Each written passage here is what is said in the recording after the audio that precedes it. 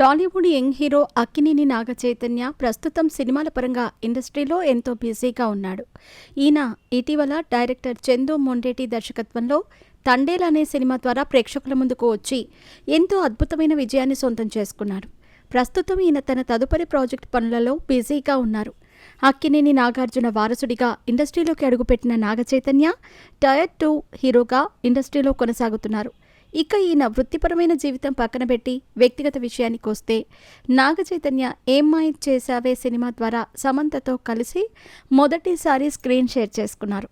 ఈ సినిమా సమయంలోనే వీరిద్దరి మధ్య ప్రేమ మొదలైందని, దాదాపు 7 సంవత్సరాల పాటు ప్రేమలో ఉన్న ఈ జంట పెద్దల సమక్షంలో ఎంతో ఘనంగా వివాహం చేసుకున్నారు. అయితే పెళ్లైన 3 సంవత్సరాలకే వీరిద్దరూ కొన్ని వ్యక్తిగత భేదాభిప్రాయాల కారణంగా విడాకులు తీసుకుని విడిపోయారు.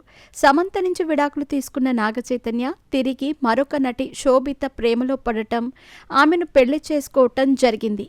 ఇలా నాగచైతన్య శోభిత పెళ్లి చేసుకున్నప్పటికీ సమంత మాత్రం ఇప్పటికీ సింగిల్గానే ఉంది. అయితే ఈమె డైరెక్టర్ రాజ్ నిడుమోరుతో ప్రేమలో ఉంది అంటూ వార్తలు వస్తున్నాయి. కానీ ఈ వార్తలపై ఎక్కడా స్పందించలేదు.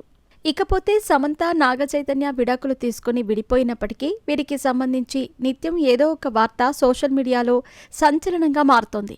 అయితే తాజాగా సమంత నాగచైతన్యకు సంబంధించిన ఒక వీడియో వైరల్ అవుతుంది.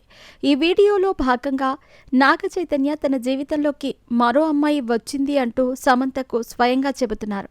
అయితే ఇది నిజమైన వీడియో కాదండోయ్. వీరిద్దరూ కలిసి నటించిన ఏం మాయ చేశావే సినిమాలో ఒక్క సన్నివేశానికి సంబంధించిన వీడియో. ఈ వీడియోలో నాగచైతన్య సమంతతో మాట్లాడుతూ తన జీవితంలోకి మరొక అమ్మాయి వచ్చిందని తెలియజేశాడు. ఏం మాయ చేశావే సినిమాలో సమంత నాగచైతన్య విడిపోయిన తర్వాత కొద్ది రోజులకు కలుస్తారు. ఆ సమయంలో నాగచైతన్య చెబుతూ, అవును జెస్సీ, నా లైఫ్లో వేరే అమ్మాయి ఉందని చెప్పగానే సమంత ఎలా ఉంటుంది తను అంటూ ప్రశ్నిస్తుంది. దీంతో నాగచైతన్య ఆ అమ్మాయి పరిచయం గురించి, తన మంచితనం గురించి వివరిస్తాడు.